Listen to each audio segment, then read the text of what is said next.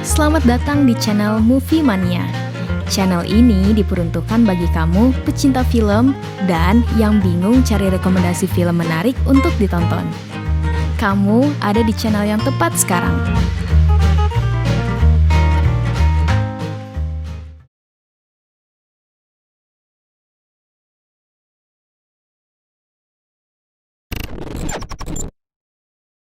Film pertama yang akan dibahas kali ini adalah film dari India bergenre drama komedi yang dirilis pada tahun 2014. Film ini diperankan oleh Aamir Khan sebagai makhluk alien yang bernama PK dan juga Anushka Sharma, reporter televisi yang bekerja di New Delhi. Film ini menceritakan perjuangan seorang makhluk alien yang tertinggal di bumi karena kehilangan remote control miliknya. Film ini dibuka dengan scene pesawat luar angkasa yang datang ke bumi. Dari pesawat itu keluar makhluk alien, dan ketika keluar, ia menghampiri manusia bumi yang membawa radio. Ketika melihat alien menghampirinya, manusia itu malah berpikir untuk mencuri barang milik alien itu. Barang itu adalah remote control milik si alien. Barang ini merupakan akses agar bisa kembali lagi ke planet asalnya. Alien berusaha mengejar pencuri, namun ia tidak berhasil. Ia hanya mendapatkan radio milik si pencuri itu. Lalu scene beralih ke Belgia, di mana ada seorang mahasiswi pertelevisian yang bernama Jagu. Ia merupakan seorang putri dari keluarga yang beragama Hindu. Tanpa sengaja, ia bertemu dengan Sarfaraz, seorang pemuda Pakistan yang berkuliah di jurusan arsitektur. Dari pertemuan itu, mereka saling jatuh cinta dan mulai menjalin hubungan. Suatu hari, Jagu berusaha untuk menjelaskan kepada keluarganya melalui video call bahwa ia memiliki kekasih yang berasal dari Pakistan. Jagu berusaha menjelaskan kepada orang tuanya bahwa ia memiliki hubungan, namun mereka berbeda keyakinan. Mendengar hal itu, ayah Jagu yang merupakan penganut agama Hindu yang sangat taat, menemui seorang pemuka agama Hindu untuk berkonsultasi. Pemuka agama itu bernama Tapaswi. Dari hasil konsultasi tersebut, Tapaswi mengatakan kepadanya bahwa Sarfaraz tidak akan menikahi Jagu dan akan meninggalkan Jagu karena perbedaan. Bukannya menyerah, Jagu malah memutuskan untuk menikahi Sarfaraz. Ia pun bertemu dengan Sarfaraz untuk mengajaknya menikah. Keesokan harinya, Jagu bersiap untuk melangsungkan pernikahan. Jagu yang sedang duduk menanti kehadiran Sarfaraz dimintai tolong oleh seorang pengantin wanita yang juga akan melangsungkan pernikahan pada hari itu. Ia menitipkan keranjang yang berisikan seekor kucing. Tidak lama kemudian, Jagu dihampiri seorang bocah yang memberikannya secari kertas. Jagu membaca surat tersebut yang menjelaskan bahwa dirinya tidak dapat melanjutkan pernikahannya terkait perbedaan keyakinan. Jagu mengira surat tersebut berasal dari Sarfaraz, sehingga membuatnya sedih. Ia pun meninggalkan tempat tersebut tanpa menghubungi Sarfaraz dan memutuskan untuk pergi ke New Delhi. 6 bulan kemudian, Jagu berada di New Delhi dan bekerja di salah satu stasiun berita. Suatu hari, ia bertemu dengan seorang pria aneh yang menyebarkan pamflet bertuliskan "Mencari Tuhan". Pria aneh tersebut adalah PK yang mencari keberadaan Tuhan untuk mendapatkan remote control miliknya. Hal ini membuat Jagu ingin menyiarkan sosok PK di televisi. Jagu meminta izin kepada pimpinannya, namun pimpinannya tidak setuju untuk meliput berita itu, karena pimpinannya pernah memiliki pengalaman buruk ketika tengah menyiarkan hal yang berbau agama. Suatu hari Jagu kembali bertemu lagi dengan PK, dan dari situ Jagu mulai mengikuti PK dan berusaha menggali informasi mengenai PK. Jagu terus mengikutinya hingga PK berada di dalam penjara. Hal ini dimanfaatkan Jagu untuk menggali informasi mengenai PK. Untuk bisa bersama di dalam sel penjara itu, Jagu menyogok seorang polisi agar dia mau menjebloskan dirinya di dalam sel bersama dengan PK. Nah, di dalam penjara itu, PK menceritakan kehidupannya selama berada di bumi kepada Jagu. Lalu kita pun diperlihatkan dengan scene flashback kisah PK setelah kehilangan remote control miliknya. PK berusaha untuk berinteraksi dengan manusia, dan setiap harinya ia selalu ingin memegang tangan seseorang. Karena di tempat asalnya, cara mereka berinteraksi bukanlah dengan mulut. melainkan saling membaca pikiran dengan memegang tangan. Dan karena itulah ia bisa mentransfer bahasa manusia jika bisa memegang tangan seseorang. Suatu ketika, Pike dikejar oleh sekelompok orang di India. Pike kemudian ditabrak oleh seorang biduan bernama Bairu.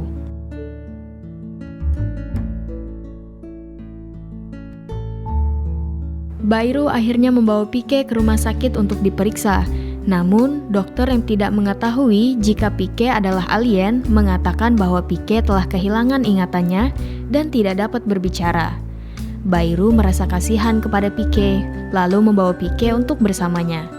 Pike selalu berusaha untuk berkomunikasi dengan manusia. Ketika bersama Bairu pun, ia berusaha untuk memegang tangan Bairu.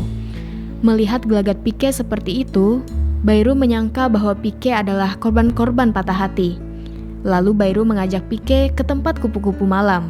Ketika berada di tempat itu, Pike pun bertemu dengan seorang kupu-kupu malam yang bernama Bulgaria. Bulgaria pun membawa Pike untuk masuk ke kamar.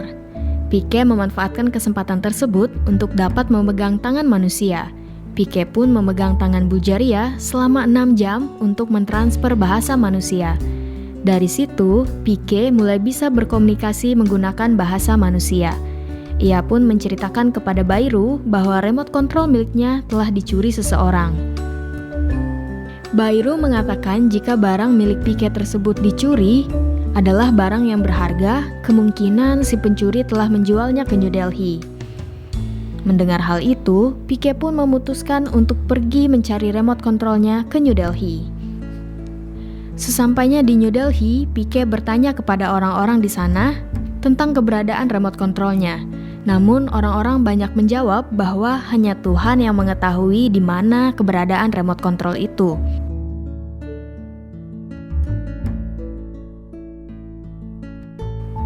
Lalu Pike membuat pamflet yang bertuliskan mencari Tuhan yang hilang. Pike pun terus pergi ke sana kemari untuk menyebarkan pamflet tersebut. Sampai suatu ketika, saat ia membagikan pamflet, tak sengaja ia bertemu dengan cosplayer Dewa Siwa. Pike menyangka seorang cosplayer itu adalah Tuhan. Lalu, Pike pun mengejar cosplayer itu sampai ke sebuah acara yang dipimpin oleh Tapaswi.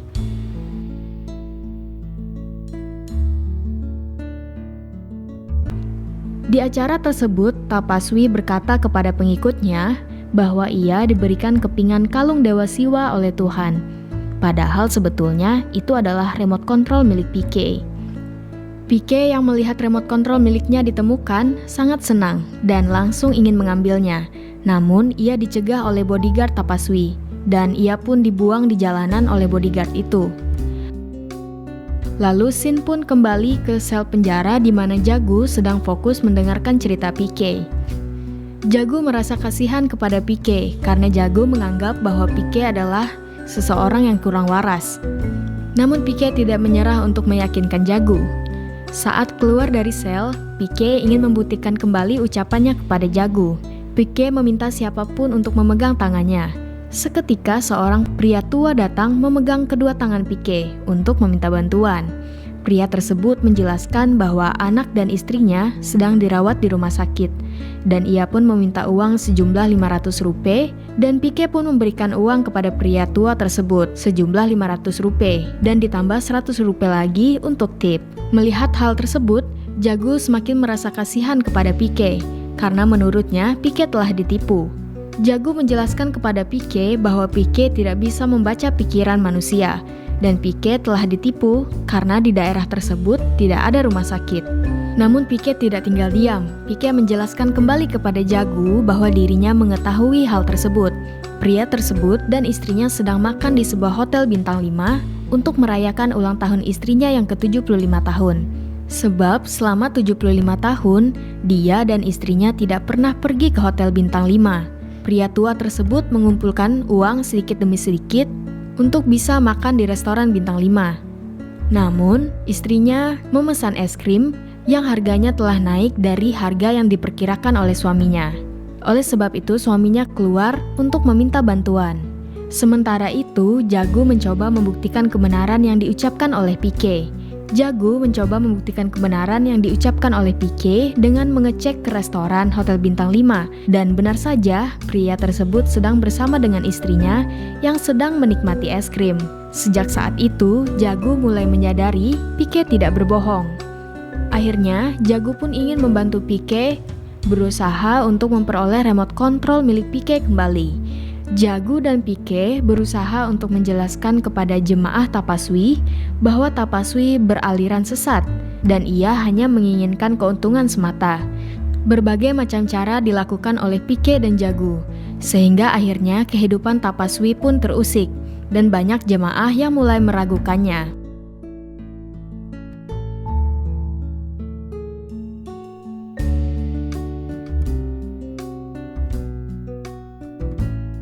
Suatu malam, Pique dan Jagu merayakan kemenangan mereka.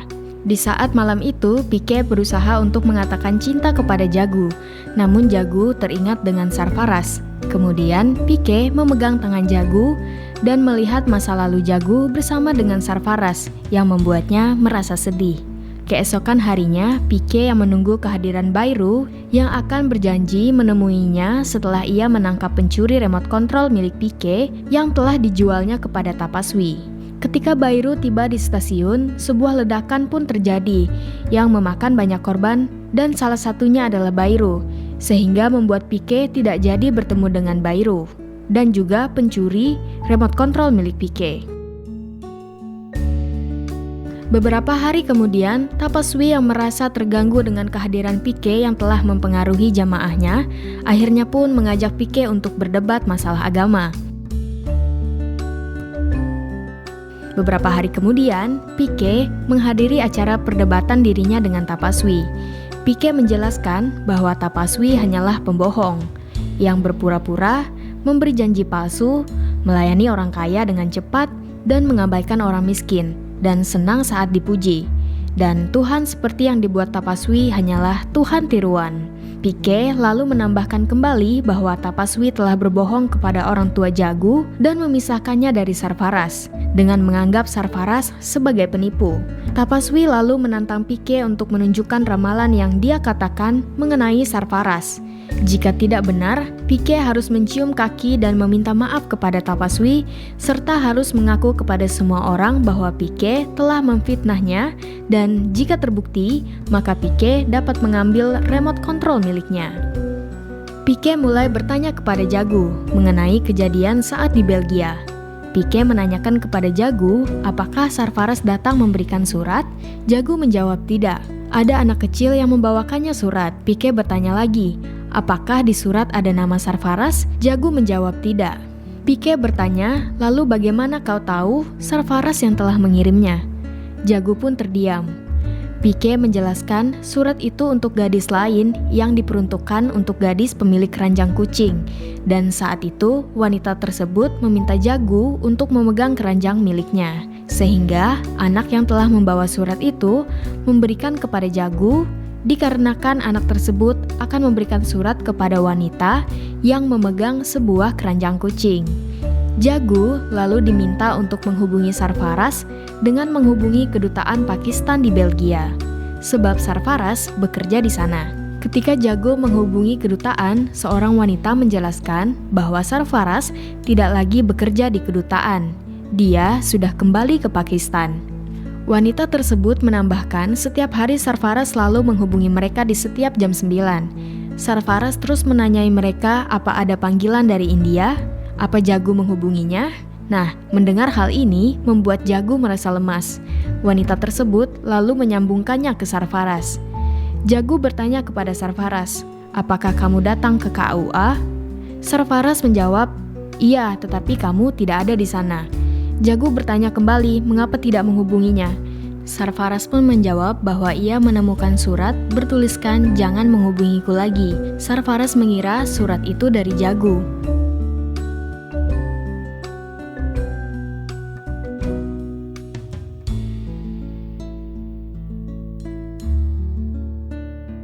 Setelah kebenaran memihak kepada Pique, maka Pique mendapatkan kembali remote control miliknya.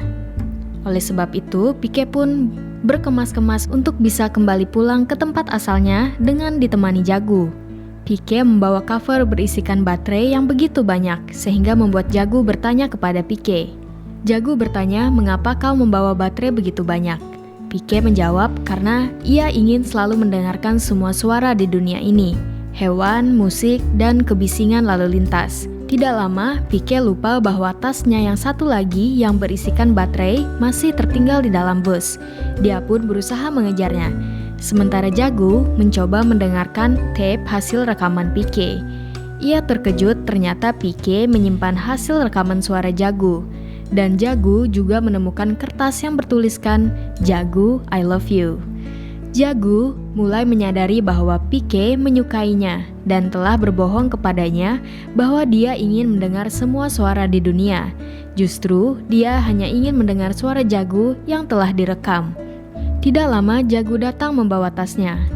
Setelah itu, pesawat luar angkasa datang untuk menjemput Pique. Pique pun pergi meninggalkan Jagu sambil menenteng 2 tas yang berisikan rekaman suara Jagu dan juga baterai. Beberapa tahun kemudian, kita diperlihatkan dengan scene Pique kembali ke bumi dan datang dengan saudaranya. Dan filmnya pun selesai.